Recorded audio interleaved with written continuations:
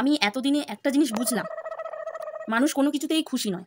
তুমি যদি মনে করো মানুষের মুখ বন্ধ করবে, মানুষকে খুশি করবে, তুমি কোনোদিনও পারবে না। আরো বিশেষ করে তোমার আশেপাশে থাকা মানুষগুলোকে তুমি কোনো দিনও খুশি করতে পারবে না। উদাহরণ শুনবে? উদাহরণটা বলি। ধরো মানে তুমি একদিন হেঁটে হেঁটে যাচ্ছ, ঠিক আছে? তোমার আশেপাশে থাকা প্রতিবেশীগুলো কি বলবে বলো তো তোমাকে? তোমাকে বলবে হেঁটে হেঁটে যাচ্ছ, পয়সা বাঁচাচ্ছ, এই করেই তো বড়লোক হবে। বলো, যদি তুমি সাইকেলে যাও আর ঘরে থেকে থাকে তোমার বাইক, তাহলে পাড়ার লোকগুলো তোমাকে কি বলবে বলো তো?